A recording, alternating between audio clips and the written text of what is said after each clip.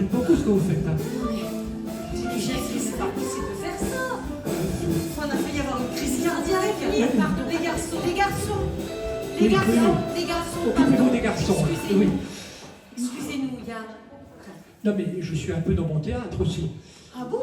Ben, je peux un peu venir ici, non? Mais c'est formidable ce que vous faites. Oui. Attendez, je me sens un petit peu à poil là. Dans nos loges. Vous êtes Oui, ben mais j'entends bien, là, j'ai pas vu grand-chose, mais j'ai beaucoup aimé ce que vous chantez. Ça fait un quart d'heure qu'on danse et qu'on chante. Oui. Mais qu'est-ce que vous faites là? Qu'est-ce que je fais là? Ah, ben, je viens présenter la saison 24-25 de cette loge. Dans nos loges. Dans nos loges. C'est possible? Dans vos loges? Non, pourquoi? Alors, dites-nous. Ah déjà, on va se présenter. Vous êtes qui? Les Sea Girls, c'est ça? Alors, nous sommes absolument les Sea Girls. Jusqu'à présent, oui. Alors, qui sont les Sea Girls? C'est tout un poème, ça, les Sea Girls. C'est à découvrir. Oui, c'est à découvrir. D'ailleurs, ce sera à découvrir début octobre. Déjà? Ah oui. Oui. C'est le premier spectacle que j'ai programmé, oui. On ne sera jamais prête. Jamais. Bon. Il faut le spectacle, vous êtes au courant? Il n'y aura pas plus que ça. En tout cas, on en était là pour les répétitions. Alors, vous êtes artiste depuis combien de temps? Vous avez fait combien de spectacles? On ne pose pas la question du temps. Le temps n'existe pas. L'art est une... Il y a un moment, le temps n'existe plus. Oui. Il existe. Non, alors écoutez, nous sommes des artistes vivantes. Oui. Ça, pour l'instant, en tout cas. Et nous chantons, nous dansons, nous avons des musiciens. Ah oui. Est-ce que vous pouvez... Voilà. Nous avons pause. on va passer en pause. Pierre Guillois, que je vois. Ah oui, on va en parler de Pierre Qui Guillois. nous met en scène. Et en fait, non, surtout, je tiens à dire quelque chose, Jackie, si quelques personnes nous entendent, c'est que nous sommes très heureuses d'avoir pu passer 10 jours dans ce lieu magnifique pour travailler d'arrache-pied. Nous avions une équipe totalement au point, avec Elsa Bourdin qui fait les costumes, Véronique qui travaille avec elle, et Émile qui est parti à la fête de l'UMA, avec les musiciens, Pierre, tout le monde, enfin c'était Joël aussi. Ingrid au plateau. Et un accueil extraordinaire. voilà. Et alors, si vous êtes prête le 1er d'octobre, c'est quoi Dérapage? Je ne sais pas. Je ne sais pas, puisqu'on n'est pas prête. D'accord. Mais c'est un peu la présentation de saison. Alors non, je vais vous dire. Qui ne nous connaît pas? Levez les mains. Eh ben, on vous félicite pas. Oh non, c'est quand même très récent. Eh bien, écoutez, c'est du musical. En fait, on ne savait pas qu'on faisait du musical, et puis il y a 20 ans, on nous a dit « Oh, mais ce que vous faites, c'est du musical !» Voilà, donc ça chante, ça danse, c'est fantasque, et puis surtout, une fois qu'on a atterri entre les mains de Pierre Guillois, ça devient n'importe quoi, ça dérape. D'où le titre. D'accord, tout le titre Dérapage. Et merci Pierre, merci beaucoup. Depuis 4 ans, j'ai le plaisir de faire une confiance totale à Pierre, qui est l'artiste qui a été le plus programmé à Seine-Vosges. Nous aussi, on a confiance. Oui. Et il y a peut-être sur certains choix de costumes, je suis moins certain des choix de Pierre, mais à part ça, je trouve ça absolument formidable. Pierre, raconte-nous ta rencontre. Non, raconte-nous déjà, on se connaît depuis le Gros Lavage de Ménat, 2012. Tout à fait, 2010. Création à Busson, 2010. Est-ce qu'il va d'abord à Busson. 2010 à Busson, 2012 ici, à Épinal. On va rester ici. Ça va être long, là, je m'installe. Où est-ce qu'on peut se mettre? Là, on ne vous gêne pas. Vous voulez des chaises? Vous voulez des chaises? Regardez, on va vous installer des chaises. Vous êtes formidable. De musiciens. Heureusement que vous êtes là. Heureusement. Voilà. Mais moi, j'ai tellement hâte de rencontrer le public d'Épinal. C'est vrai qu'on en dit beaucoup de choses. C'est vrai? C'est un public formidable, absolument formidable. Asseyez-vous, les Sea Girls. Non, mais allez-y, asseyez-vous sur un coin. Pierre, on va balayer un peu ton théâtre. Mais je pense que beaucoup de spectateurs vont le reconnaître. Le Gros Lavage chez le Ménat en 2012. Ensuite, Bigre. Vous vous rappelez, Bigre, qui a été reconnu Molière. Et puis ensuite, c'est cette proposition de 4 ans de résidence ici à Seine-Vosges. Et merci beaucoup de l'avoir accepté. Comment tu définirais ton théâtre? Bon courage. Courage. Bon courage. En fait, non, en fait, voilà, il n'y a pas besoin de me définir parce que justement j'ai plutôt la chance de faire des choses variées et du coup de travailler avec des charmantes dames comme celle-ci présente, de faire un travail comme on a fait avec Nicolas Duclos que tu vas présenter tout à l'heure, où on a fait un spectacle qui s'appelait Opéra Porno, qui a été aussi présenté à Seine-Vosges. Donc en fait, on a fait aussi une comédie musicale spatiale qui s'appelait Mars 2037. Donc en fait, ça a permis de faire des choses très différentes. Donc du coup... Varié, c'est le mot-clé peut-être pour toi, tu t'interdis rien. Il me semble que tu t'interdis rien dans la création. Du coup, en tout cas, ce qui m'intéresse, c'est l'exploration des genres. Donc, l'opérette, l'opéra, le boulevard, le cirque, avec accord et accro dans ton cœur, les Seagulls, le musical. Bon, voilà, donc c'est le fait de passer sur des genres qui, en plus, au théâtre, sont souvent des genres réputés peu nobles. Ouais. Peu noble. Peu noble. Mais dis donc, grand gaillard, qu'est-ce que ça veut dire, peu noble? Ça c'est vraiment très français. Tout ce qui est très triste et tragique est formidable. Alors on n'en peut plus là. Puis alors là, dès que ça rigole, non, le divertissement, c'est un vrai métier. C'est excessivement difficile. C'est beaucoup plus difficile le bon divertissement que la bonne tragédie. Voilà. Et s'il vous plaît, parlez-en autour de vous. Dites autour de vous, venez, on va rire, mais avec beaucoup de qualité. Venez, on va être ensemble et ça va être formidable. Moi, ça, c'est très français, hein, ce que vous D'ailleurs, faites à la dernière remise des Molières, Pierre, devant la ministre, avait demandé la création du Théâtre National de la Comédie.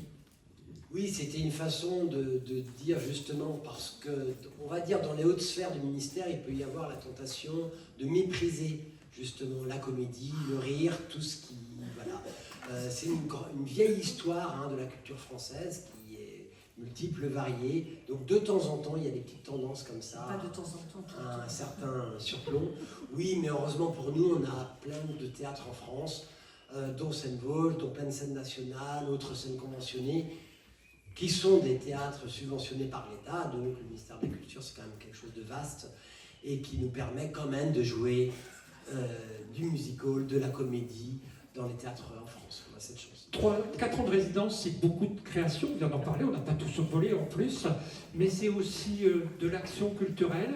Et dans cette action culturelle, entre l'action culturelle et la création, il y a eu la rencontre avec Hervé Walbeck, ce travail que tu as fait d'abord dans les écoles, à partir du livre d'Hervé. Alors Hervé Walbeck, donc il y en a peu d'entre vous qui ont vu le spectacle parce qu'il s'est joué une fois à la Rotonde, devant un petit public, parce que de toute façon c'est un spectacle qui est prévu pour jouer dans les collèges et lycées. Ça s'appelle Le voleur d'animaux et c'est Hervé Walbeck qui l'a écrit. C'est un auteur, c'est un illustrateur également. Il est édité à l'école des loisirs. Il a écrit un très beau texte sur sa souffrance à l'école en fait. Toute son enfance a été un calvaire total et en plus il était issu d'une famille de gens une famille bourgeoise et diplômée, on va dire. Et lui et ses 2 frères étaient des cancres absolus. Vraiment des gens qui avaient 0 et 1. Et donc ça a été un parcours comme ça, très, très sombre, très noir. Ce qui l'a sauvé, ce sont d'abord les animaux. Et donc il se réfugiait dans la passion qu'il avait pour les animaux. Sa chambre était une ménagerie. Et ensuite il a rencontré le théâtre.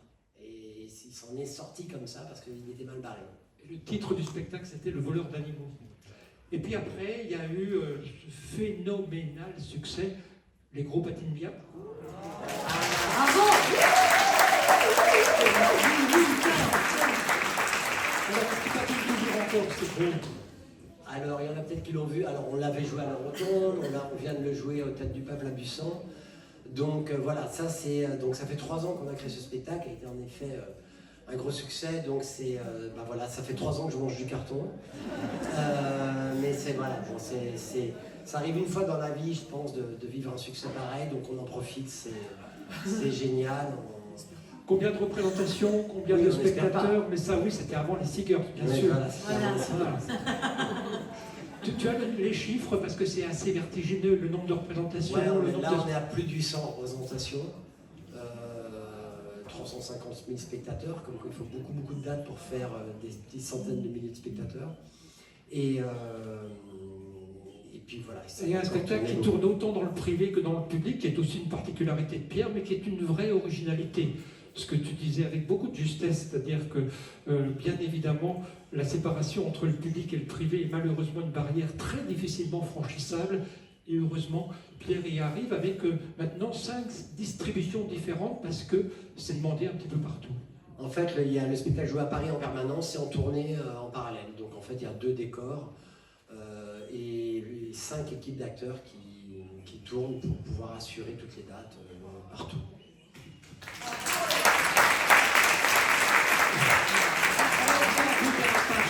Comment se construit un spectacle, puisqu'on est dans les coulisses, comment se construit un spectacle des Seagirls? Ça part de quoi? Alors, ça part traditionnellement des chansons. Enfin, de nous 3. Hein, nous sommes une entité unique et collective et très importante, qui a un fondement comme ça. Et après, ce sont les chansons, généralement, qui nous guident. Alors, avec Pierre, on a eu un petit pari comme ça.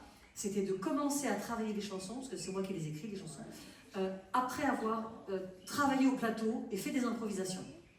Donc nous nous sommes réunis, nous avons improvisé, nous avons donné de la matière, et puis à partir des improvisations, nous avons décidé certains thèmes, certaines situations, etc. Et puis moi j'ai écrit les chansons. Et puis après, bien sûr, tout un travail d'écriture de chansons. En fait, nous sommes comme un millefeuille, en fait. Nous avons des couches comme ça superposées de textes, chansons, chorégraphie, costumes, et puis après, ça s'empile comme ça, et voilà, on travaille par... Alors, si tout le monde n'a peut-être pas forcément compris, mais c'est vous qui avez choisi... Non, pardon, je ne parlais pas de ça, je parlais du fait que, est-ce qu'on l'a dit, que c'est vous qui avez choisi le metteur en scène? Ah, ça, c'est notre particularité. C'est votre C'est particularité. vraiment la marque de fabrique des Seagirls. Chaque spectacle, nous choisissons un nouveau metteur en scène qui accepte avec grand plaisir, grand bonheur. Donc ça c'est très très rare. Des comédiennes qui choisissent leur metteur en scène, c'est rarissime. C'est rarissime. Et, Voilà. et si Pierre n'était pas là, pourquoi vous l'avez choisi, Pierre?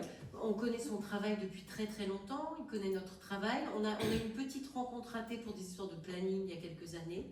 Et là, l'univers était avec nous. C'était le moment. Et puis surtout parce qu'on a très très envie de battre la performance des gros patines bien. C'est en voie de l'être. Là, on n'est pas encore à la création. La création, c'est dans une quinzaine de jours. Ah bah comment ça, on n'est pas dans la création? Moi en tout cas, je ne sais pas où vous étiez. Enfin, vous n'étiez pas en création, je ne sais pas où vous étiez. Moi, ça fait 10 jours. Nous, ça fait... En fait, un spectacle comme ça, comme il se construit justement dans le temps, avec beaucoup de strates différentes, on s'est rencontrés il y a à peu près 1 an pour commencer vraiment le travail.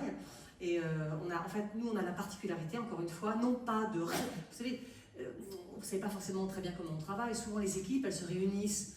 Il y a un texte en amont, ou des chansons, puis les équipes se réunissent pendant quelques semaines, et puis le spectacle se fait. Nous, encore une fois, non seulement nous choisissons les personnes qui nous dirigent, mais en plus, nous avons décidé de travailler de façon échelonnée dans le temps, c'est-à-dire qu'on travaille 1 semaine par mois à peu près. Il y a bien sûr des échanges, beaucoup d'échanges, et puis on construit comme ça petit à petit le spectacle. Et là, en fait, si c'est totalement la création, nous avons 4 semaines pour créer, pour faire finaliser, tout rassembler, faire cuire le gâteau, le mettre au four, couper les parts et le distribuer. Donc là, on a fait 10 jours chez vous, puis nous faisons 10 jours, 15 jours, pardon, À la malle. et 15 jours à la malle. Mais effectivement, la création, ce sera la fin du mois. Le spectacle sera totalement créé. Parce qu'on a l'impression que ce spectacle ne va jamais se créer. Là. Et c'est la première fois que vous ouvrez au public la proposition de dérapage. Absolument. On a fait une petite sortie. D'accord. Une petite sortie de résidence à Dunkerque. Parce qu'on avait travaillé, on avait une période à Dunkerque où on a pu tester le début du spectacle. Mais c'était une catastrophe. C'est une blague. C'est quoi Et là, on va tester après un autre bout de spectacle. On teste toujours les trucs où on Les a des pires. difficultés. Les pires. C'est quoi comment on met en scène les Seagirls? Comment tu abordes ce spectacle-là? Ça m'intéresse. Vas-y, réponds. Déjà, il faut faire avec les 3 énergumènes, là. C'est quand même des gros caractères. Non, en fait, on passe notre temps à régler les histoires de chaussures, de vêtements, de perruques. Voilà, en fait, on fait beaucoup ça. Parce qu'il y a beaucoup de changements de costumes. Bon, en fait, je dis ça parce que ça paraît pas, mais en fait, ça fait pas plaisir. Partie du plaisir des spectateurs, les spectacles de music hall, il y a les décors, il y a les costumes, il y a l'aspect spectaculaire, il y a l'aspect magique, il y a beaucoup d'images. Et moi, je trouve que ça participe vraiment du musical. Donc, l'aventure avec les Seagulls, pour moi, c'est ça. Et c'est pour ça qu'on en bave un peu en ce moment. Parce que du coup, avec Elsa Bourgeois, la costumière, il y a vraiment un pari d'opulence. Elles m'en veulent. Yes, indeed. Elles m'en veulent un peu ces jours-ci.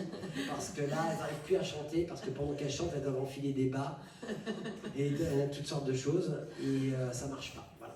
Donc, mais ça marchera dans 15 jours. Pierre, t'as pas oublié de mettre ta perruque, toi, là? Non, parce que j'ai les cheveux suffisamment. Oui, de nature de cheveux exceptionnelle. On vous donne rendez-vous, hein, ceux qui ont raté, manqué des gros doivent bien le regretter.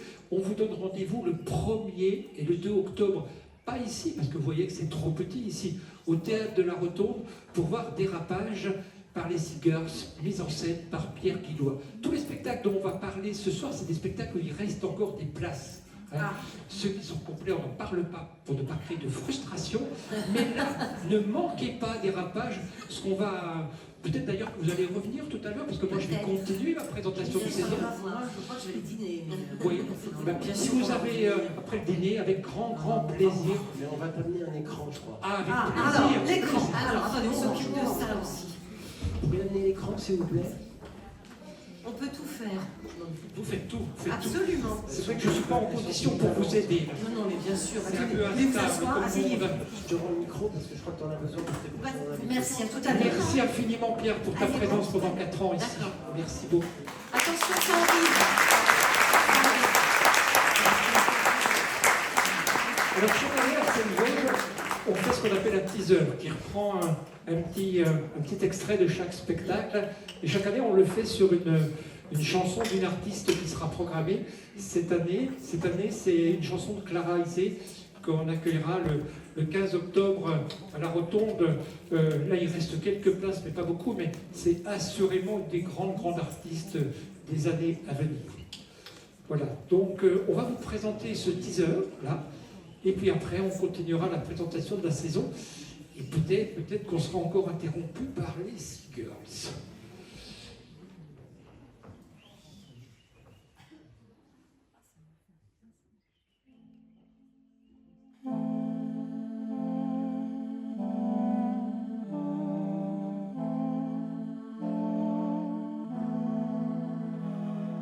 Tu m'as promis qu'il y avait une étoile pour chacun dans le ciel, et que si tu l'appelles, elle t'accompagnera.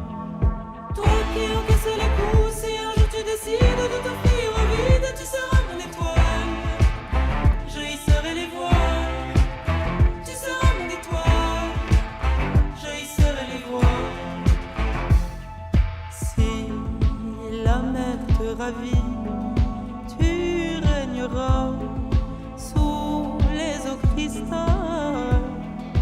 Et moi, le cœur fidèle, si un jour perdu je t'appelle, tu me protégeras. Toi qui encaisses les coups, si un jour tu décides de t'offrir au vide, tu seras mon étoile. Je hisserai les voiles. Tu seras mon étoile. Je hisserai les voiles. Toi qui encaisses les coups, si un jour tu décides de t'offrir au vide, tu seras mon étoile. Je hisserai les voiles. Tu seras mon étoile. Je hisserai les voiles.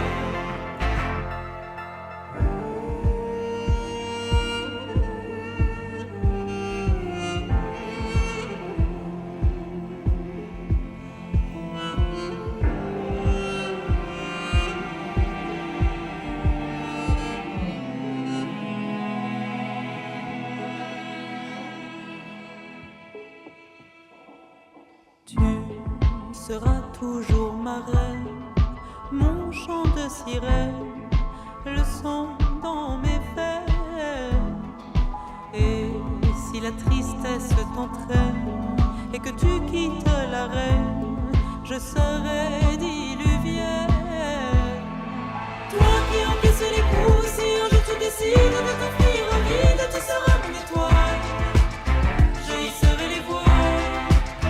Tu seras mon étoile. Je hisserai les voiles. Toi qui encaisses les coups, si un jour tu décides de t'offrir au vide, tu seras mon étoile. Je hisserai les voiles. Tu seras mon étoile. Je hisserai les voiles. Toi qui encaisses les coups, si un jour tu décides de t'offrir au vide, tu seras mon étoile. Je hisserai les voiles. Tu seras mon étoile. Je hisserai les voiles.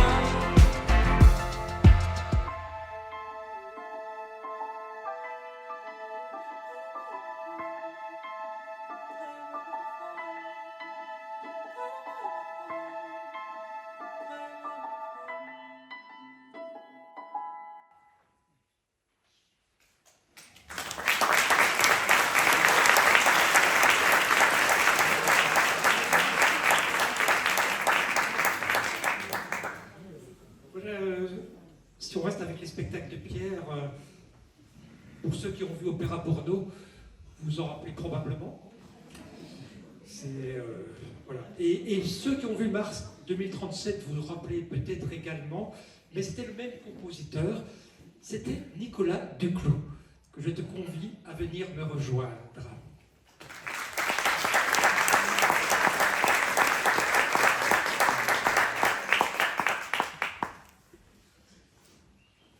Nicolas, comment on te présente, Nicolas? Tu es compositeur, metteur en scène, comédien?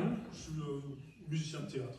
Maintenant, je viens de la musique classique au départ, et depuis maintenant 10-15 ans, je fais de la musique pour le théâtre. D'accord. Et donc là, tu vas nous proposer dans la prochaine saison un spectacle que tu as intitulé Western. Oui, c'est librement inspiré du film Le train sifflera 3 fois, qui est un western de 1952, que nous avons adapté pour un théâtre musical participatif. Le public a beaucoup de choses à faire dedans, certains publics, des publics avertis et des surprises. D'accord. Alors, puisque Nicolas nous ouvre une porte par rapport au cinéma, je vais la reprendre parce que dans cette saison, vous avez vu peut-être un spectacle qui s'appelait Oz, qui est une adaptation également du Magicien d'Oz, qui est fait par le théâtre Amsterdam de Genève, et qui est aussi une pure merveille, c'est-à-dire que, en plus, moi j'ai une chance immense d'imaginer que Judy Garland sera sur la scène de Seine-Gauche, puisqu'il y aura des extraits du Magicien d'Oz. Mais c'est un vrai spectacle absolument magnifique. Vous connaissez, vous avez probablement en tête le Magicien d'Oz, où il y a bien sûr l'homme de fer, l'homme de paille.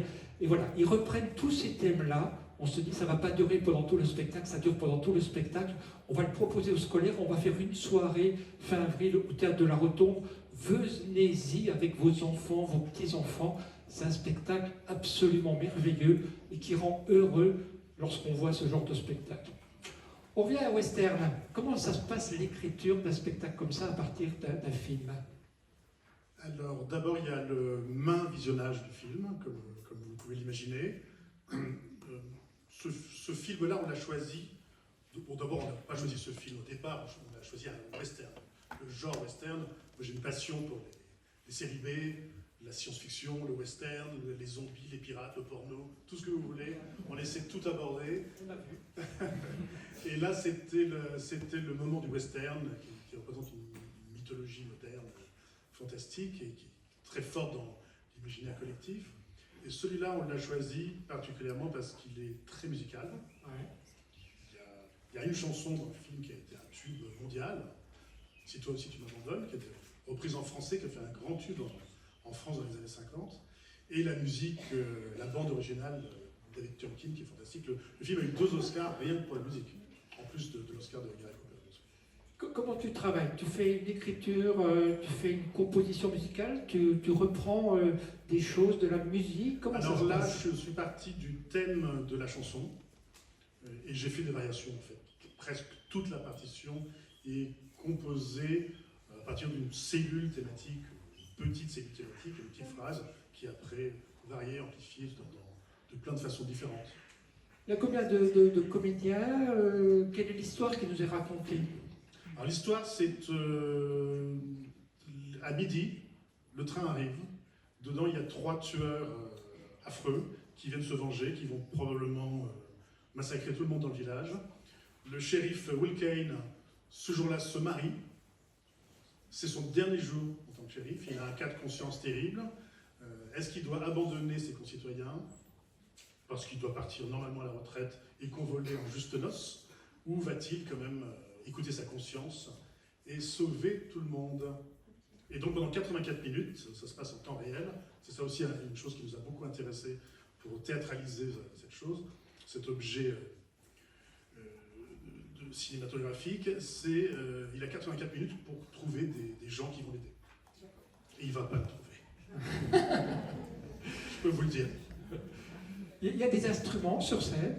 Il y a un piano qui représente un peu le piano bastringue de Saloon, et l'ordinateur qui est l'orchestre hollywoodien, parce que c'est vraiment deux choses dans le film qui sont très importantes.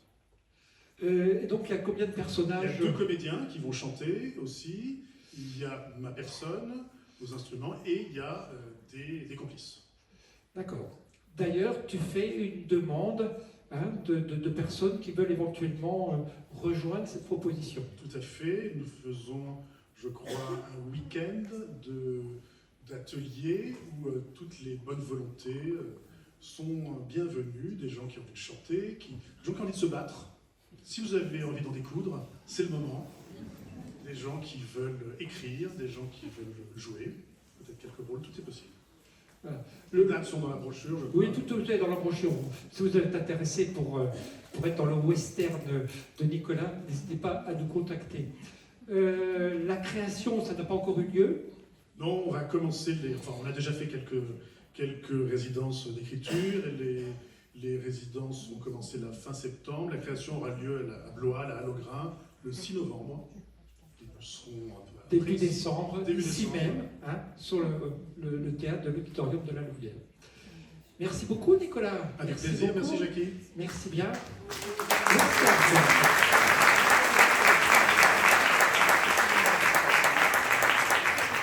Je convie Yoram Daconia à venir me rejoindre.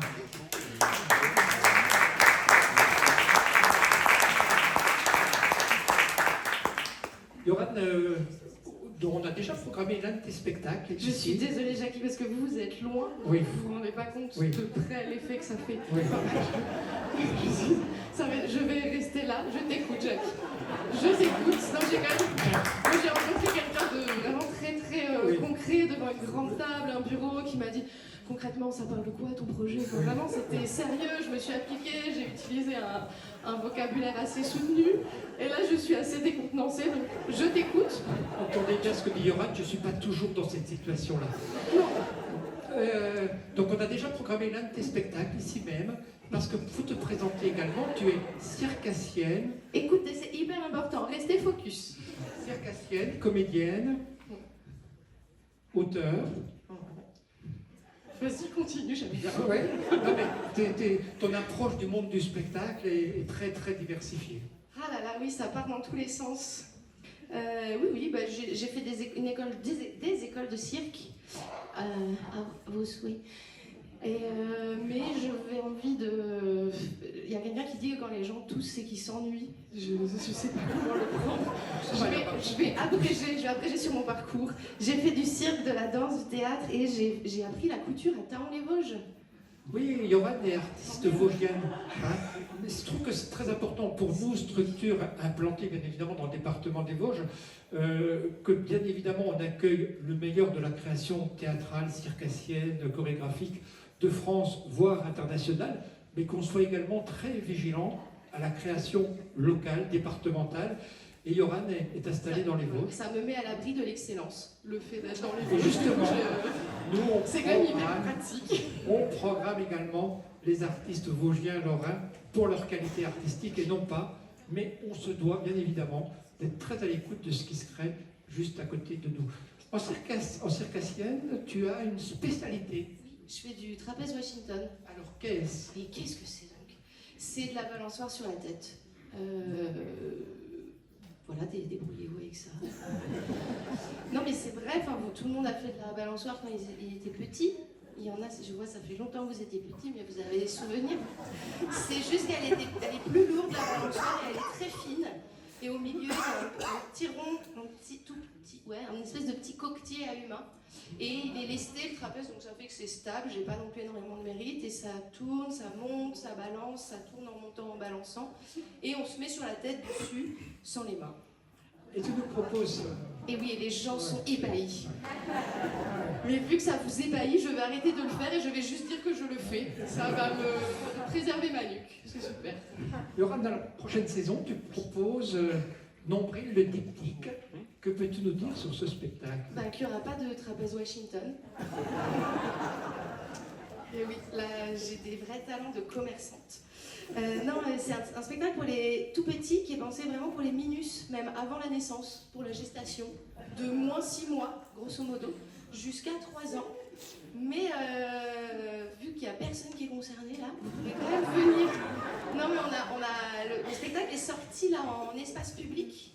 Et il y a plein de gens de vos âges qui passent un très bon moment. Donc essayez, ça peut valoir le coup, mais ça a été pensé dans les timings. J'arrive pas à te regarder, Jackie, je suis désolée. Je suis désolée.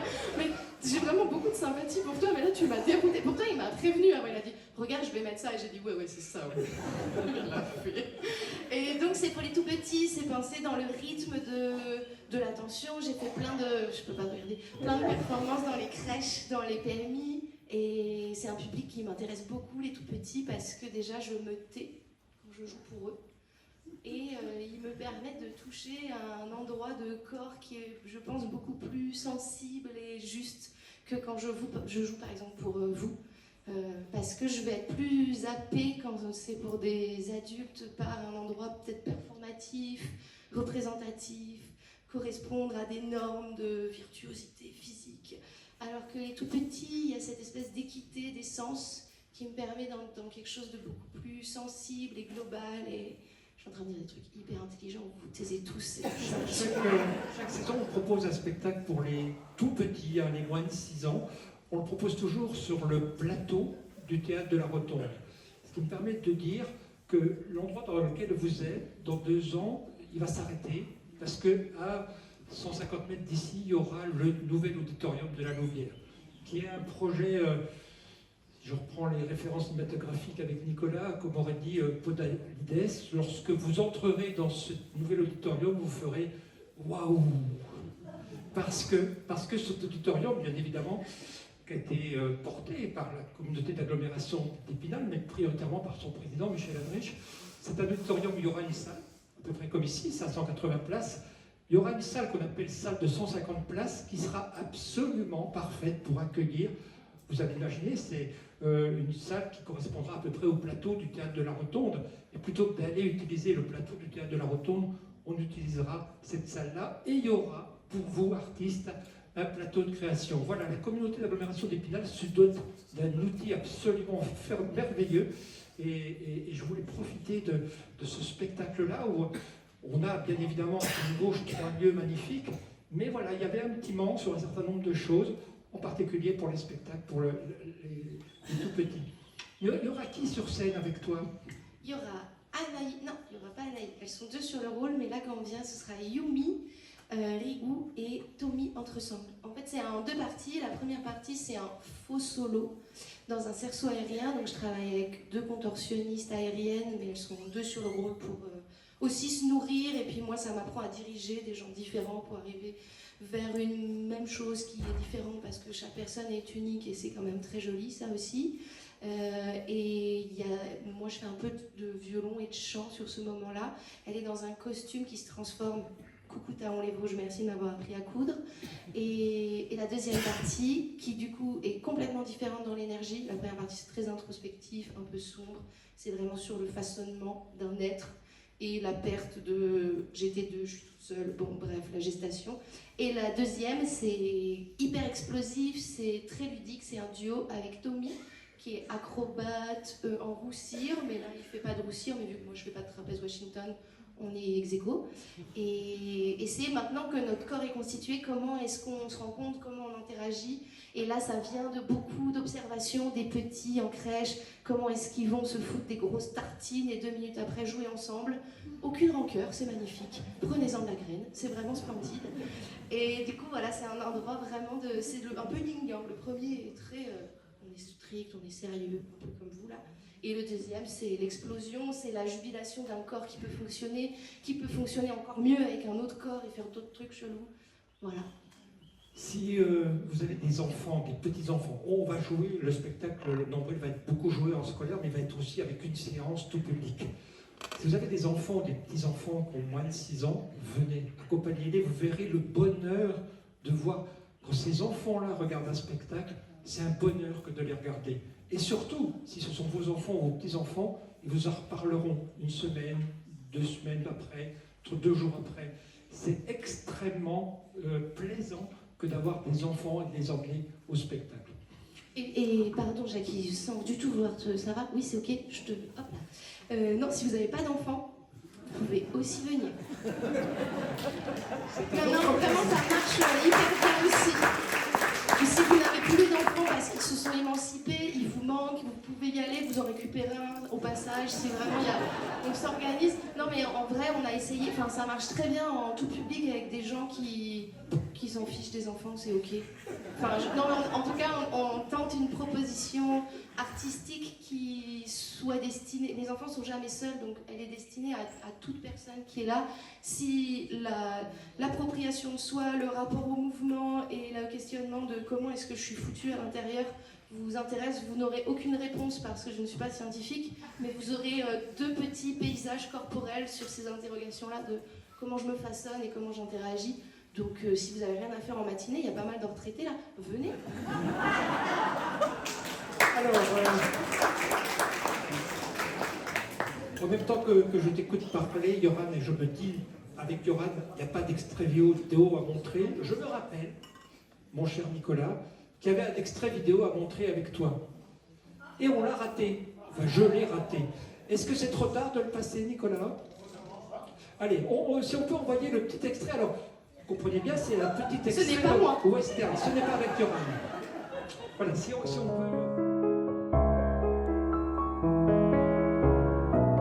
Nous sommes à Hadleyville, petite ville de 400 âmes du Grand Ouest américain. At the end of the movie, when all the bad guys have been vanquished and the people come out from hiding in the town, because nobody would help the sheriff. He was a marshal who some bad guys were coming to kill, and he managed to fight them off. Monsieur Kane, un télégramme pour vous. Ils ont libéré Frank Miller. Ces 3 hommes demain l'attendent à la gare. Il arrive aujourd'hui au train de midi. Et ce cruel compte à rebours touche à sa fin.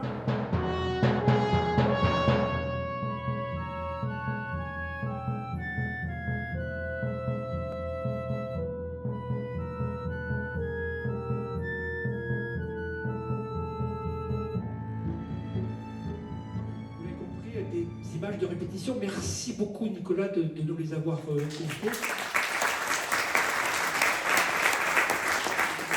Nous sommes encore à quelques semaines de création, hein, mais voilà, que vous ayez déjà un certain nombre d'images sur le western de début décembre. Yoran, on a tout dit? Oui, je pense. Merci infiniment. Mais merci à toi. Merci. Merci Jackie. Nombril, Cette le image est district, gravée à jamais, je suis enchantée. sur le plateau du théâtre de la Rotonde.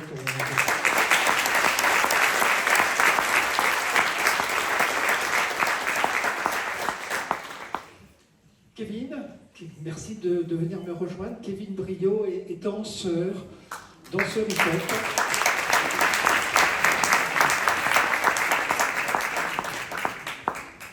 Installe-toi, Kevin. On a déjà une grande histoire entre nous. Je me rappelle une fois, j'étais en train de discuter avec le directeur du théâtre de Verdun, et il me dit, moi j'ai un danseur de hip-hop absolument merveilleux à Verdun, et qui travaille avec un danseur hip-hop merveilleux à Épinal. Tous les quatre, on s'est rencontrés, et commencé à naître des hauts et des bas. C'est ça, Jackie, exactement. On revient 5 ans en arrière. Ouais. Alors, tu es chorégraphe, danseur, des hauts et des bas. Pour ceux qui l'ont vu, on l'a présenté bien évidemment dans... Je crois qu'une fois, c'était dans le moment de la Covid, le seul spectacle qu'on avait présenté dans la saison. Hein. Dans ce moment absolument maudit pour les présentations de spectacles et pour plein d'autres choses. Et surtout, Kevin avait fait une adaptation pour les milieux scolaires et ça a été présenté 30 fois, je ne sais pas le chiffre. Sur une saison, c'était présenté à peu près une trentaine de fois, Ouais. et à peu près 60, 65. C'est ce travail que Seine-Vosges fait également avec ses artistes associés, ce travail de terrain, d'aller par exemple, comme on le disait tout à l'heure avec le voleur d'animaux de Pierre Guillois, d'aller dans des endroits où il n'y a pas forcément des gens qui viendraient voir les spectacles. On leur propose une proposition comme celle-là et ils regardent ce spectacle-là. Des hauts et des bas en 2 mots. Des hauts et des bas, c'est un duo. Donc c'est un duo avec Alaïdine, que vous connaissez certainement si vous avez vu le spectacle. C'est 10 ans d'histoire qu'on retrace à travers nos voyages, en fait, ce qu'on a vécu durant 10 ans. Que ce soit des battles, que ce soit des spectacles de rue, que ce soit des voyages à l'autre bout du monde juste pour apprendre à danser. C'est tout ça. Et pendant ces 3-4 ans où on a fait des hauts et des bas en milieu scolaire, on a appris à se connaître avec Kevin. Et c'est quelqu'un qui est extrêmement exigeant, y compris dans un atelier. Et Seine-Vosges t'a proposé d'être artiste en résidence pendant 3 ans dans le domaine de la danse. Comment tu conçois cette résidence? Eh bien, c'est une grande opportunité pour moi, déjà de pouvoir être associé à Seine-Vosges et développer en fait mon activité, mon univers chorégraphique, mon univers artistique. C'est pas évident d'être accompagné, surtout dans les régions comme ici, d'être accompagné, d'être, comment je peux dire, mise en valeur via son outil artistique. La danse hip-hop, vous savez, c'est un outil artistique qui a des préjugés, c'est un outil artistique qu'on voit pas souvent sur les plateaux, donc c'est vraiment une chance pour moi de pouvoir la mettre.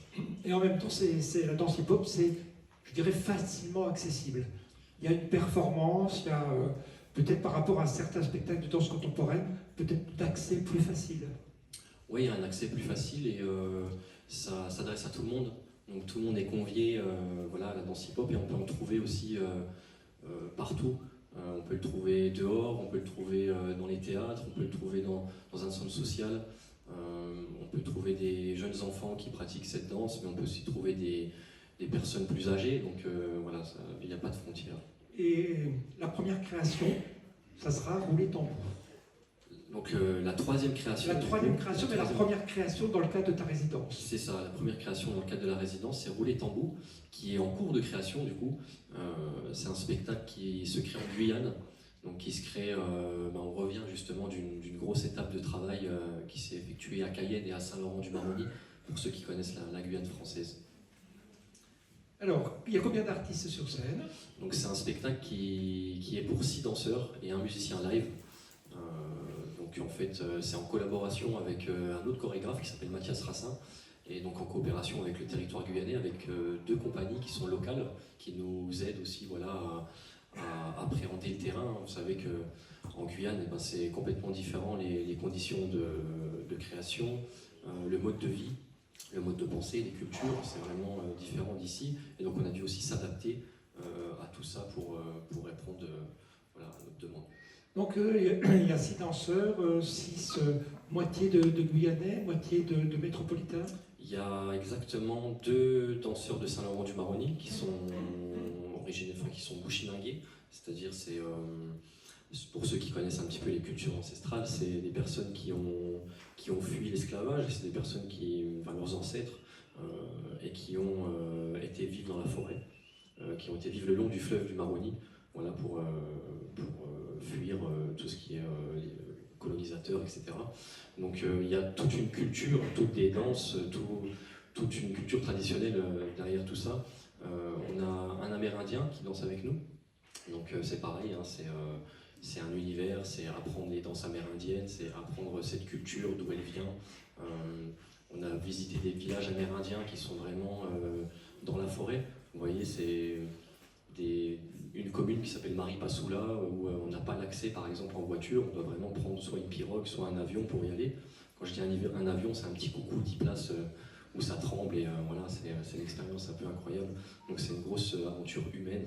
Et on a aussi un Guyanais qui danse avec nous, et Aladin et moi, donc, dans le spectacle. Tu nous as ramené quelques vidéos, quelques images de tes répétitions. Donc c'est un spectacle qui n'a pas été créé, un peu comme pour Nicolas, pour Western. Donc qu'est-ce qu'on va voir là? Et bien là, vous allez voir une étape de création. Vous allez voir le teaser en fait de cet été, voilà, du travail qu'on a pu faire cet été au Conservatoire de Cayenne. Donc c'est pas encore l'écriture définitive du spectacle, mais ça vous donne un petit avant-goût. Voilà, de ce qui va se passer. Il y a plusieurs influences, vous verrez, dans les danses traditionnelles. En fait, c'est un mélange d'esthétique de danse et des cultures ancestrales qui vont se marier, se mélanger autour d'une intention commune qui est le tambour qu'on retrouve dans toutes les cultures au final, et qui est vraiment l'instrument pour nous qui nous guide et qui guide notre danse. Allez, on regarde quelques images de Rouler Tambour.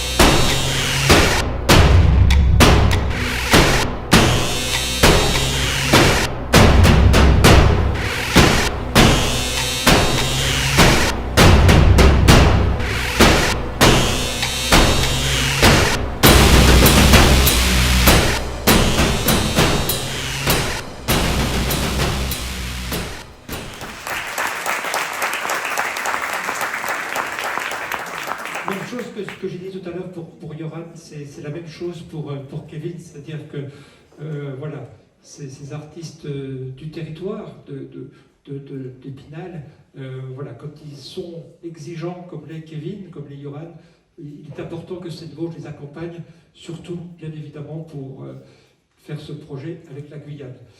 Beaucoup d'actions culturelles parce que tu aimes ça et parce que tu le fais très bien, des stages. Des stages, l'action culturelle dans les milieux scolaires du coup, parce que c'est vraiment un axe prioritaire, c'est quelque chose de très important pour la compagnie, de pouvoir apporter ça au jeune public. Voilà, donc il y aura des stages qui auront lieu avec Scène Vosges le 5 et 6 octobre prochain. Donc on vous invite bien sûr à venir entre 7 et 77 ans, je crois, le stage. Pas besoin d'être spécialiste de la danse hip-hop. Non, du tout, juste une envie de danser et c'est parti. Voilà. Donc il y a le 5 et 6 octobre, il y a le 10 et 11 janvier, je crois. Et je vais ajouter, il y a le 1er et 2 mars où il y aura toute l'équipe du spectacle qui seront là pour le workshop. Et donc vous pourrez voilà, danser les danses amérindiennes et guyanaises. Merci beaucoup Kevin. Rouler Tambour au Théâtre de la Rotonde fin février.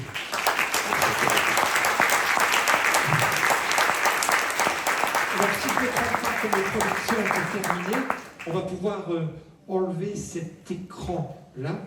Et puis j'ai encore d'autres artistes à vous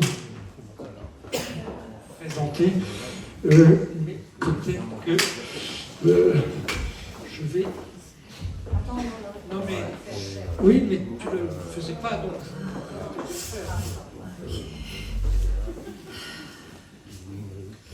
J'aurais pu avoir ces costumes-là. Non, pas du tout. Je gêne un peu, là. Pas du tout. Dis donc, c'était hyper bon ce qu'on a mangé hier soir, non? Oui, c'était très bon. On mange bien ici. Hein. Ah ouais. Alors on mange bien, mais c'est quand même très beaucoup de crème. Ah. Moi je sais pas toi, moi la crème je digère pas. Attends, je vais quand même vérifier quelque chose, je sais pas. Ah oui, Est-ce que tu t'es allumé? Non, c'est là-haut. Ah, c'est où? Alors attends. Parce que ce serait dommage quand même qu'on t'entende pas. Voilà. Ah, eh oui, c'est mieux. Ouais, qu'est-ce que tu fais? Mais moi j'aime bien la crème, là, avec le fromage mélangé et des patates. Moi je trouve ça hyper digeste. Non, je vois pas pourquoi on met de la crème dans les pâtes, dans le riz, dans la salade, je vois pas. Et la rémoulade, on en parle? Non, moi je peux pas. En fait, je ne digère pas. Je ne digère pas. C'est comme ça. Écoute, Prunella, t'es jamais contente. On est usé par les tournées, les TER, les TGV, toutes gare au volant de piste et ses couleurs hospice, les voisins qu'on entend tousser, les départs sans petit déjeuner, la fameuse rue toujours piétonne, la trattoria et sa calzone. Oui, c'est la vie de la tournée qui nous épuise et nous rend moche, Quand on arrive et qu'on voit tous les gens du cru, on se dit qu'on a de la chance et qu'on est loin d'être foutu. Alors attends, je sais plus où je vais. Arrête de te traîner comme ça. Que je suis là, J'ai mal. T'as mal aux pieds? J'ai mal aux pieds. Elle est là. Tiens, je suis. oui, mais bon, j'ai soif. Delphine, elle est vide. Comment ça? Tu avais une chose à laquelle penser, c'était. J'ai dit, je prends le sandwich, tu le prends. Ah, mais j'ai cru que je l'avais Elle est vide. Tiens, tu la vois. Ah ouais, bah je suis désolée. Non, c'est pénible. J'ai l'impression avec deux ados là. Non, comment je suis pas une ado? Mais moi. t'arrêtes pas de. Écoute, Non, mais tu sais, c'est. Non, pas les pieds, j'ai juste pas les pieds. C'est hyper pénible ces valises parce que tu vois, c'est rigide et tout, c'est pratique, mais n'empêche, quand t'as oublié un truc dedans, et bah tu peux jamais vraiment le récupérer parce que tu vois Delphine, quoi?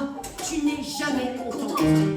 On est usé par les départs, souvent très tard, on a l'estomac de travers. Tu pètes, tu rotes, c'est un enfer. Quand on doit charger le camion et qu'on est encore en talon, y a plus personne pour applaudir, pourtant y a vraiment de quoi rire.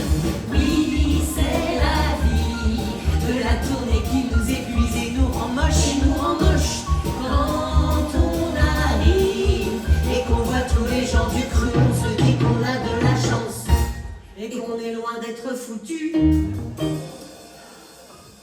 Et vous les filles, vous êtes plus Kant ou Spinoza? Oh là là, non, c'est ni l'un ni l'autre, ni l'un ni l'autre. Non, ça ne m'intéresse pas. Moi, ça ne On est m'intéresse pas. d'accord que Kant, c'est un peu suffisant. Arrêtez, ça suffit. Mais je sais pas, l'autre jour, c'est marrant, j'ai relu l'éthique. Et je trouve que tout le passage sur les émotions, c'est hyper Non, Vas-y, c'est raconte. merveilleux, mais une fois, ça suffit. L'éthique, une fois, ça suffit, Delphine. Écoute, Judith, t'es jamais contente. On est usé par les spectacles, on tient encore, c'est un miracle. On a l'estomac de travers et les pieds qui ont missionné. Quand on danse avec une entorse, on sourit même si c'est atroce. L'important c'est de pouvoir plutôt crever que renoncer. Oui, c'est la vie de la tournée qui nous épuise et nous rend moche, Quand on arrive et qu'on voit tous les gens du cru, on se dit qu'on a de la chance et qu'on est loin d'être foutu. Elle dirait qu'elles ont 120 ans, elles sont plus, c'est pas étonnant. C'est pas le travail qui les fatigue, mais c'est plutôt l'alcool de figue. Elles disent qu'elles ne boivent pas beaucoup, mais en fait elles boivent comme des trous. Pour les voir en fin de soirée, quand elles imitent Maria Carré. Oui, c'est la vie de la tournée qui nous épuise et nous rend moche, Quand on arrive et qu'on voit tous les gens du cru, on se dit qu'on a de la chance et qu'on est loin d'être foutu. Oui, c'est la vie de la tournée qui nous épuise et nous rend moche, Quand on arrive et qu'on voit que les gens du cru, on se dit qu'on a de la chance. C'est grâce à vous qu'on continue.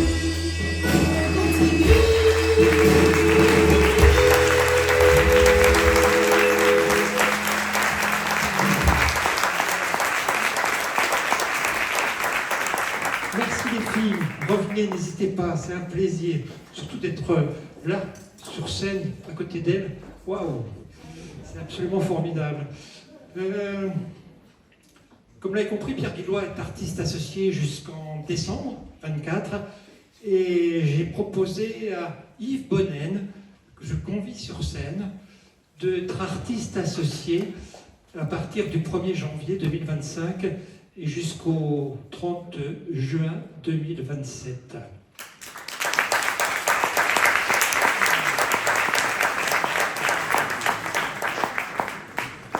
À ce niveau, on aime autant la folie contemporaine, créatrice, originale de Pierre Guillois que le travail exigeant, travail d'abord et avant tout sur les textes classiques de Yves Bonnen. Parce que pour nous, le théâtre, à partir du moment où il est fait avec talent, il n'y a pas de genre qui sont a prioriser par rapport aux autres. Et Yves, vous avez pu voir son premier spectacle il y a 1 an et demi, c'était Tartuffe. Pour ceux qui y étaient, qui s'en rappellent, avec ses comédiens en permanence sur scène, c'était un spectacle tellement magnifique qu'on lui a proposé d'être artiste associé avec nous pendant 2 ans et demi. Yves, est-ce que tu peux présenter rapidement ton magnifique parcours professionnel? Jackie, je te préférais avec la perruque et avec les lunettes. Comme quoi je rattaque tout le monde, moi. Non, les lunettes aussi, c'était pas mal. Franchement, là, c'est un peu décevant. Tout d'un coup, il y a la moitié qui manque. Mon parcours, est-ce que ça a de l'intérêt? Oui, je crois, parce qu'il est dans les institutions publiques, il a une vraie reconnaissance par ton travail. Mais tu es chez toi, là, tu fais comme tu veux.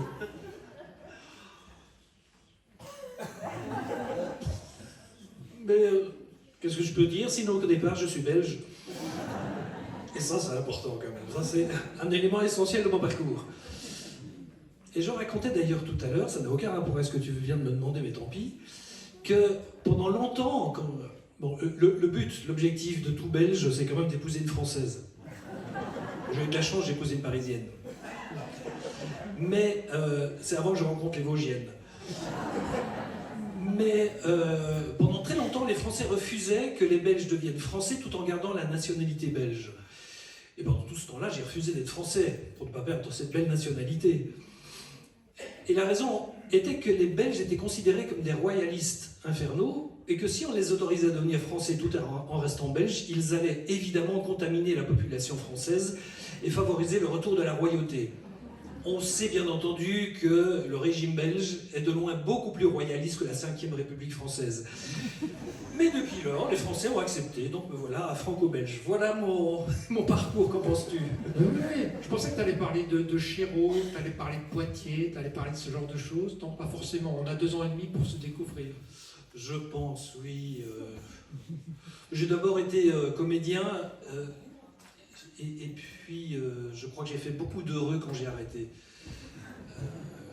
Parce que j'ai eu la chance de faire un stage avec un monsieur qui est décédé pour l'instant, qui s'appelle Philippe Adrien. Et lors de ce stage, il m'a proposé à un moment donné de diriger mes camarades, alors que j'y étais comme eux, comme comédien. Et tout d'un coup, je me suis rendu utile, parce que j'ai eu le sentiment que ce que je faisais avait un sens. Et je me sentais beaucoup plus imaginatif en dehors du plateau que sur le plateau. Donc je lui suis reconnaissant d'avoir découvert ça, et je pense que être utile, c'est pas loin d'être le début de quelque chose qui s'appelle le bonheur. Ton intérêt pour les textes classiques, tu ne montres pas que des textes classiques, mais c'est quand même quelque chose qui revient très souvent dans tes créations. Ça vient de quoi? Eh bien, j'ai eu la chance, là tu vas être content, je vais parler de lui, de Patrice Chéreau, d'être son assistant, notamment sur La solitude des champs de coton de Coltès. Et Chéreau, lui, il a rencontré assez tôt dans son parcours ce grand auteur, qui est Bernard-Marie Coltès, qui est d'ailleurs un auteur du Grand Est. Et je pense que tout metteur en scène rêve de rencontrer son Coltès.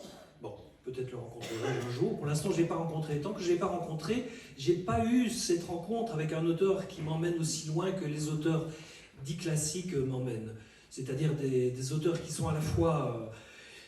qui apportent une vision du monde magnifique, donc qui ont des choses à raconter, mais qui la racontent aussi avec une langue inouïe. J'ai besoin des deux, le fond et la forme, c'est comme table et chaise, ça va bien ensemble. Et donc là, nous, on va accueillir Andromaque, que tu as mis en scène. Pourquoi ce choix d'Andromaque? Andromaque. On m'a raconté un jour qu'un Libanais était allé à Paris et avait été invité par des amis au théâtre voir une pièce de Giraudoux. Et quand il est arrivé devant le théâtre, il a hurlé, il est parti en courant, il a pris un avion, il est rentré au Liban. La pièce s'appelait « La guerre de Troie n'aura pas lieu ». Il est rentré au pays, on l'a rassuré, la guerre de Troie a bien eu lieu, et heureusement pour nous, parce que sans ça, on n'aurait pas eu Andromaque. Oui, la guerre de Troie, donc 10 années terrifiantes qui se terminent par un massacre inouï. Et après ce massacre, il y a le fils d'Achille, Pyrrhus, qui s'en va avec un otage qui s'appelle Andromaque. Et Andromaque est aussi accompagné de son fils Astyanax. Donc Pyrrhus, le fils d'Achille, part avec Andromaque, qui est la veuve d'Hector. Et vous vous en souvenez, Hector, c'était donc le fils d'Écube et de Priam. Et il s'en va dans son royaume d'Épire, où il retrouve Hermione. Hermione, donc c'est la fille d'Hélène et de Ménélas. Et Hermione est amoureuse folle de Pyrrhus, parce qu'elle est sa fiancée, elle était promise à Pyrrhus. Là-dessus, ce serait trop simple, arrive Oreste. Oreste, donc fils d'Agamemnon et de Clytemnestre, qui rencontre Pyrrhus, fils d'Achille, et se retrouve face à, évidemment, l'amour de sa vie, Hermione, la fille d'Hélène, qui a provoqué la guerre de Troie, et de Ménélas. Mais Pyrrhus, lui, est toujours amoureux d'Andromaque, non pas d'Hermione, et menace Andromaque de tuer Astyanax si jamais elle ne l'épouse pas. Je pense que j'ai fait un résumé relativement clair de la pièce. Mais c'est pas fini. D'ailleurs, toujours pour revenir aux Libanais, quand vous allez au Liban et qu'on vous pose la question, est-ce que vous voyez à peu près comment le Liban fonctionne et que vous répondez oui, on vous dit, on vous l'a mal expliqué, parce que sinon vous n'aurez rien compris. Donc je pense que c'est la même chose pour Andromaque. Et je rêve de rencontrer quelqu'un qui me résume Andromaque comme Antoine Blondin résumait l'Odyssée. En 5 mots. Qui est capable de résumer l'Odyssée en 5 mots? Ulysse, ta femme t'attend. Ça, c'est pour l'Odyssée, mais je monte Andromaque, donc c'est moins facile. Andromaque, pour moi, c'est d'abord un souvenir de lycée. J'avais une professeure en terminale qui nous est arrivée fraîche et moulue de ses études. Elle avait à peine plus que nous, 22 ans, à l'âge de ma grande sœur. Et nous, on avait 17-18 ans, et j'étais dans une classe où il n'y avait que des garçons, boutonneux, à 17-18 ans, face à cette jeune femme magnifique, très blanche de peau, avec des longs cheveux noirs. Et un jour, elle nous dit oh, « je vais vous parler d'Andromaque ». Elle prend Andromaque, elle nous lit un extrait d'Andromaque. Elle remonte ses manches, elle était toute pâle, et elle commence à lire. Et au fur et à mesure de la lecture, elle s'empourpre, et elle change de couleur. Et elle avait retiré, donc elle avait relevé les manches de sa chemise, et vous voyez ces beaux poils noirs qui se dressent sur ses bras. Et à la fin, elle referme son livre et elle nous dit « c'est à ça que vous reconnaîtrez un chef-d'œuvre, c'est qu'il vous donne la chair de poule ».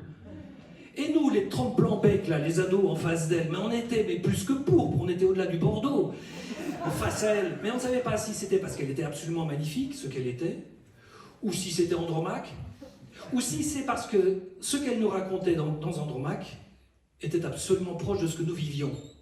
À savoir que Thierry était amoureux d'Elisabeth, qui était amoureux d'Yves, qui était amoureux de Françoise, qui était amoureux de Jean-François, qui était mort dans un accident de moto. Alors, je ne sais pas si vous avez vécu ça, mais je pense que si vous ne l'avez pas vécu, vous l'avez vu vivre par d'autres. Et je pense que ça n'a pas d'âge, d'être amoureux de quelqu'un qui est amoureux d'un autre, qui est amoureux d'un autre, etc. Et ça, c'est quelque chose qui me touche beaucoup, qui me renvoie un peu à cette histoire des hérissons de Schopenhauer. Vous savez qu'ils sont condamnés dans une espèce de dilemme infernal, soit à se rapprocher pendant les grands hivers de Sibérie parce qu'ils ont très froid, mais qui meurent en se piquant en tant qu'hérissons les uns les autres, ou alors qui s'éloignent les uns des autres avec intelligence et qui meurent de froid. Donc voilà à peu près où nous en sommes avec Andromaque.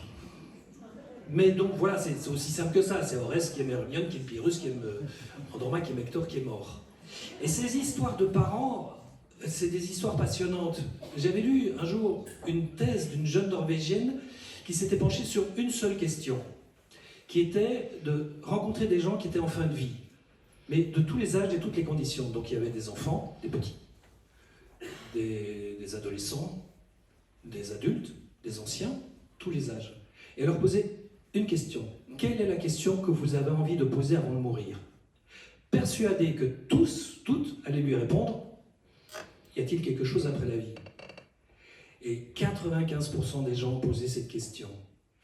Est-ce que ma mère et mon père m'ont aimé? Et ça, c'est Andromaque.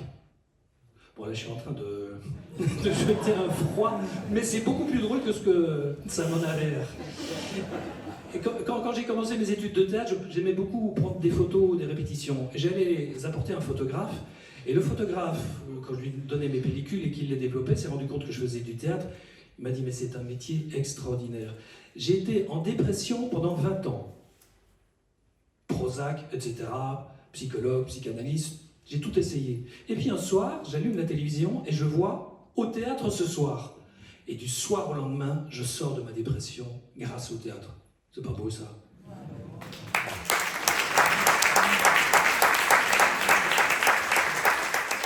Mais pour vous dire que c'est un tragique... Aristote, on s'en souvient, hein, il donnait 7 éléments fondamentaux de la tragédie. Dans ces 7 éléments, il y en a 2 qui sont les liens du sang et le rire. Donc si vous sortez sans avoir ri, j'aurais complètement raté mon pari. Ce qui me rappelle encore une autre histoire.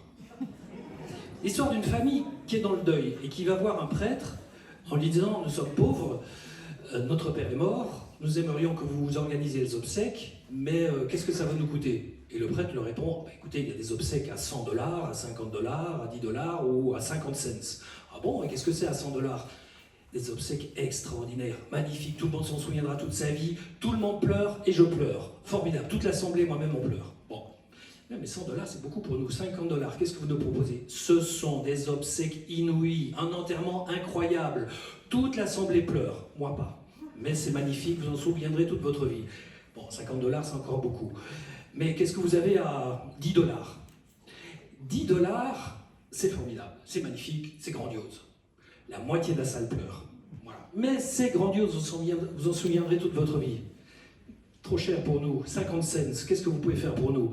50 cents, la moitié de la salle pleure, l'autre rit. Je veux faire Andromaque à 50 cents.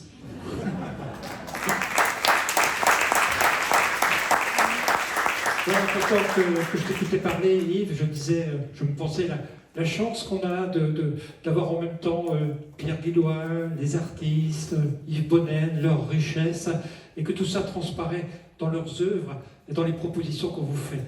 Je voulais évoquer 2 spectacles, dont un, je vais redonner la parole à Yves, qui ont lieu en fin de saison. Le premier, c'est le partenariat avec le Florial Musical pour l'accueil de la Traviata de Verdi, dans une mise en scène très théâtralisée, mais avec une comédienne absolument magnifique. Quand j'ai vu la Traviata, j'avais vu 2 ou 3 jours avant le 6e enfant, c'est Judith Chemla. Vous la connaissez forcément, si vous ne mettez pas forcément un visage, regardez sur internet. Judith Chemla, c'est la personne qui joue dans la Traviata, et c'est une de tes actrices fétiches. Oui, avec Judith, j'ai eu la chance de travailler sur un Claudel, l'annonce faite à Marie. Aussi une pièce très drôle dans laquelle elle meurt, et enfin, c'est un truc magnifique. Et là, on est en train de travailler sur le procès de Jeanne d'Arc. C'est pas beau ça, être invité par Jackie dans les Vosges et monter le procès de Jeanne d'Arc, hein? Il n'y a pas de hasard quand même. Tout ça dans Rémi. Et donc Jeanne d'Arc avec Judith Chemla, ça va être un moment que j'aimerais vivre de longues années. Et elle est seule au plateau, entourée de 6 musiciens, un pianiste, 2 cordes, 2 cuivres et quelqu'un aux percussions. Et puis il y a un écran, et sur l'écran, il y a une série de comédiens qui jouent les gens du tribunal. Et dans ces gens du tribunal, il y en a un que j'aime particulièrement, parce que c'est avec lui que je suis venu, il y a quelques années, à Bussan, dans les Vosges, jouer Intrigue et Amour. C'est Jean-Claude Drouot. Et Jean-Claude Drouot, oh là là. Quand on est arrivé à Bussan, on a répété d'abord notre pièce, et puis un soir, on est allé voir la pièce que proposait le directeur de Bussan. Et le directeur, avant que la pièce commence, a dit « Mais nous avons ce soir la grande chance d'avoir dans le public Jean-Claude Drouot. » Et là, il y a 1000 personnes, vous en étiez, qui se sont levées et qui ont chanté. Ah, pour les moins de 60 ans, tu peux faire la référence ou pas? C'est pour les moins de 60 ans, c'est Thierry Lafronde. Oui, c'est Thierry Lafronde, pardon. C'est Thierry Lafronde. Mais donc Judith Chemla et Jean-Claude étaient sur l'annonce faite à Marie et se retrouvent dans ce spectacle autour du procès de Jeanne d'Arc, où tous les mots seront ceux, soit de Jeanne d'Arc, soit de Cochon, qu'on connaît bien, et de tous ses acolytes. Il n'y a pas un mot qui ne soit pas de ce procès, qui est écrit dans une langue absolument hallucinante. Cette jeune paysanne analphabète qui a 16 ans, qui, dont Rémi traverse les lignes ennemies pour aller retrouver ce roi un peu falot qui est Charles VII, pour le convaincre de lui donner la direction de l'armée française, qui se retrouve à Orléans, qui libère Orléans, et puis après qui mène maintes batailles qui mènent jusqu'à la fin, enfin qui préfigure la fin de la guerre de 100 ans. C'est une jeune femme extraordinaire qui nous ramène à toutes les femmes qui, moi, m'émeuvent, toutes les Simone Veil, Macha Amini, Greta Thunberg et autres, toutes les résistantes, Geneviève de Gaulle, etc. Toutes ces femmes sans lesquelles la France serait la Belgique. On se souviendrait. Il est aussi artiste associé, lui. Il pourrait. Et l'autre spectacle que je voulais vous dire deux mots, c'est notre partenariat avec les Imaginales, là, dans toute fin de saison. Et le thème des Imaginales, c'était le handicap. Ils m'ont demandé de trouver un spectacle sur ce thème-là. Et Antoine Rigaud a été un fil de ferriste. Hein. Yoran, on peut expliquer ce que c'est qu'un fil de ferriste. C'est quelqu'un qui fait du fil et puis qui, pas sur son fil, pas en tombant du fil, mais qui est devenu tétraplégique et qui, depuis, fait des spectacles, bien évidemment, pour tout le monde. Être tétraplégique, c'est absolument insupportable, mais pour un fil de ferriste, vous imaginez ce que ça peut être. Et donc là, il va venir présenter Sam et Wild au-dessus du vide, qui parle bien évidemment du handicap et bien évidemment de cette absence de son corps qui répond à ses demandes, à ses envies, à ses rêves de voler. Voilà, nous avons parcouru l'ensemble de la saison. Merci beaucoup Yves. Il va être là pendant 2 ans et demi. Donc voilà, toute cette richesse, toutes ces anecdotes absolument adorables. Il y aura des stages. Hein. On dit un mot sur les stages ? Oui, un stage de scénographie, un stage de musique. Ouais. Je t'en prie, je termine. Et un stage d'écriture, c'est fini. Non, mais on est aussi un peu chez nous encore. Tu peux continuer. Moi, je n'ai pas raté mais un mot, Yves. Ah ouais. Ça m'a touché au cœur. Non, mais j'ai tout écouté. Ouais. J'ai tout compris. J'ai tout suivi, j'ai tout compris. Yves, merci. C'est un cadeau que tu m'as fait. Et avant de laisser cet espace scénique aux Seegers, juste vous dire un truc, parce que peut-être dans une soirée où grâce à Nicolas on faisait des références cinématographiques, je voulais juste vous dire d'aller voir le dernier film de Jacques Audiard, qui est un pur chef-d'œuvre. Ça n'a rien à voir avec la saison de Seine-Vosges, mais j'ai envie de le dire, parce que dans ce film-là, d'abord on rit beaucoup, c'est un talent absolument merveilleux, ça danse, ça chante, et puis surtout on ressort avec 1000 interrogations sur le monde, sur ses rapports aux autres, et que, modestement, mais en tout cas, c'est des choses qui me travaillent en permanence, on essaie de proposer ça à Seine-Vosges tout au long de l'année. Voilà, merci les Seegers, on vous laisse. Salut les gars.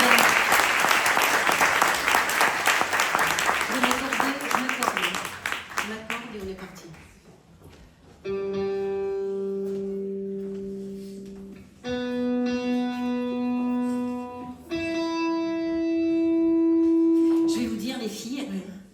Là, je me sens en super grande forme. Ah, c'est ce soir, je sens que c'est ce soir, ça va chanter, ils vont chanter avec moi. Yeah, T'as vu hein, c'est là, mais je suis vraiment, mais là...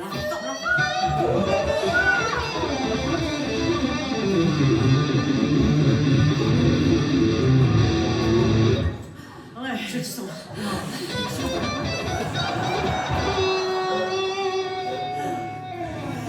Ok, allez, j'y vais, vous êtes avec moi les filles. Allez, vas-y, Juju. Ce soir, ils vont tous chanter avec moi. S'ils chantent pas avec moi, je les pile. Vas-y, Juju. Attends, je dois être poussé,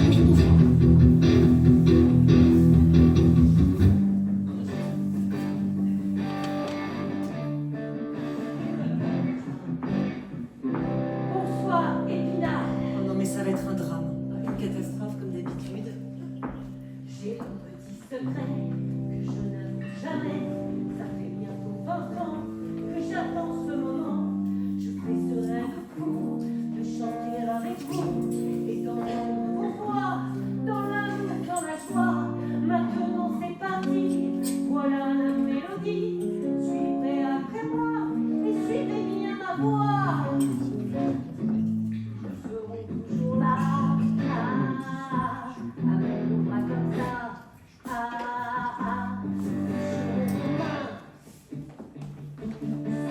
peur demain, nous serons toujours là. bras comme ça. Nous toucherons vos peaux. L'amour sera plus beau. Oh, nous serons toujours là. Ah, avec nos bras comme ça. Nous toucherons vos peaux. L'amour sera plus beau. Vous entendez? Il n'y en a pas un qui chante avec moi à Bouville, morte. Ah bon? Oh là là. Mais comment veux-tu qu'ils comprennent? Elle pense que sa chanson, c'est un tube. Comment veux-tu qu'ils comprennent que quand elle chante A, ils doivent répondre à... Impossible. Bah oui, il y a vraiment si elle fait I. Mais ils répondent I. Ok, ok. Nous serons toujours là. Ah, avec nos bras comme ça. C'est pas mal. Ouais. Sans peur du lendemain. Elle n'y arrive pas vraiment. Franchement. Non mais attends, je vais te dire le problème là. Ouais. C'est que le public là, tu vois, là, ce soir, pense qu'il chante. Il chante pas. C'est pas comme ça qu'on fait. Mais dans ces cas-là, Ouais. pour vraiment qu'ils comprennent bien qu'il faut y aller, tu fais des coups de tête comme ça. Tu sais qu'en faisant des coups de menton, ils vont chanter plus fort. Évidemment. Ah, ok, ok. Attends. Nous serons toujours là. Ah, avec nos bras comme ça. Nous toucherons vos mains. Sans peur du lendemain. C'est pas mal, mais franchement, non, je trouve qu'elle galère un petit peu. Non mais attends, je vais te dire le problème. Attends, parce que là comme ça c'est simple. Mais imagine, par exemple, comment tu fais la distinction entre les hommes et les femmes. Comment tu fais chanter les hommes par exemple? Ah, alors, bah écoute, déjà les hommes, bah tu mets la main comme ça, là. Oui. Tu vois? Et les femmes? Et les femmes, bah de l'autre côté, tu fais comme ça. Comme ça? Et les femmes? Comme ça. C'est pas mal comme ça. L'amour sera plus beau. Tu sais ce qu'elle n'arrive pas à faire? Ouais. Des différences de niveau. Ah bah voilà. Moins fort. Eh ben oui, dans ce cas-là, comment tu fais? Eh ben, par exemple, Ouais. tu te tanques comme ça au milieu de la scène. Quand tu veux pas qu'ils chantent fort, tu fais. Ça, c'est tout doucement. Très fort, c'est. Ok, tu vois. C'est-à-dire que tu penses qu'en faisant ça, ils vont comprendre qu'ils doivent chanter moins fort. Quand tu fais ça, ils vont comprendre, le public va comprendre qu'ils doivent. Nous serons toujours là. Ah, avec nos bras comme ça.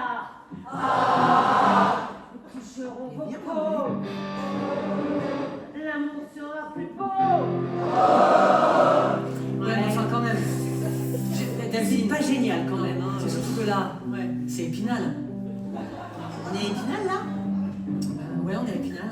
Mais j'avais stipulé dans mon contrat que je voulais pas jouer à Épinal. Ah oui, mais là on est à Épinal, qu'est-ce que tu veux que je te dise? Oh non! Eh ouais! Eh ben dans ce cas, ce que tu fais, s'ils chantent vraiment pas et qu'ils se lèvent pas, par exemple, tu vas chercher un seau d'eau. Ah ok, ok. Nous serons toujours là. Ah, avec nos bras comme ça. Et ils se lèvent toujours pas. Ils se lèvent pas? Attends, vas-y. Ok. Attends, mais s'ils se lèvent pas, tu veux Non, c'est compliqué quand quand même. même. Bras comme ça. C'est pas compliqué, merde. Non, Merde. c'est la catastrophe quand même. Mais je sais pas, j'ai tout donné. Rien. Ils se sont pas levés, ils se sont pas mis les bras en l'air. Rien. J'ai rien vu que t'avais rien lu. J'ai tout donné, c'est super dur. Tu sais, non mais ça, pourtant, j'ai rangé ma guitare, je me suis dit, Ah ouais, carrément, bravo. Non, mais c'était pas mal, mais franchement, tu peux mieux faire, je te l'expliquerai. Ouais. C'est vrai que c'est pas facile en région comme ça. C'est pas facile. Moi, tu sais, je vais te dire un truc, Juju. Oui, dis-moi. Le problème, là, Oui. c'est qu'en fait, on aurait besoin de gens qui s'occupent de nous, tu vois, comme les stars. Toutes les stars ont des gens qui s'occupent d'elles, tu vois. Oui, ah bon? Mais toutes les stars, qui par exemple? Ah, mais toutes les stars américaines, françaises, Ah, c'est un farmers. international. Ah, mais oui! D'accord. Elles ont toutes quelqu'un qui... Par exemple, je vais te dire, parfois elles ont tellement de personnel que quand elles rentrent chez elles, elles ont l'impression de vivre chez des gens. Tu vois ce que je veux dire? Oh, les pauvres. Mais oui! En même temps, c'est pas mal. Et tu penses que, par exemple, pour nous, ça serait possible? Ah, complètement. Ah non, je pense qu'il faut quelqu'un comme un majordome, quelqu'un qui s'occuperait de nous, quoi. Il organiserait une tournée train et hôtel à réserver. Le majordome, il connaîtrait tous les coins de France et chacune de nos préférences. Le majordome, au début, il ferait le ménage, la vaisselle et tout le repassage. Je lui regarderai le derrière, en train de passer la serpillière. Le majordome, il aurait beaucoup de poils partout, du bas du ventre jusqu'au cou. Le majordome, il cuisinerait de bons petits plats, pâté lorrain et cervelas. Le majordome, je pourrais lui coiffer les cheveux et lui tirer un tout petit peu. Il serait très fort, il serait très gros, je pourrais le conduire comme une moto. Le majordome, on lui demanderait des services, il inventerait des sévices. Il faudrait qu'il lise le journal à quatre pattes comme un grand cheval. On pourrait monter sur son dos, le lancer au triple galop. On ferait des concours hippiques, on gagnerait les Jeux Olympiques. Ce serait bon, les Sodomes. En chevauchant, en chevauchant, en chevauchant le majordome. Hey, come girls, ha, hop, hop, hop, yeah, hop, hop, hey, 1, 2, hop, yeah, à droite, à gauche, et là, bouti, on va aller chercher, ça c'est pas, il saurait tout faire de ses mains, comme débroussailler mon jardin. Le majordome, il imiterait les animaux, l'écureuil et le bonobo. Le majordome, il aurait des super pouvoirs en barésie et en peignoir. Il pourrait marcher sur les braises, son caca sentirait la fraise. Le majordome,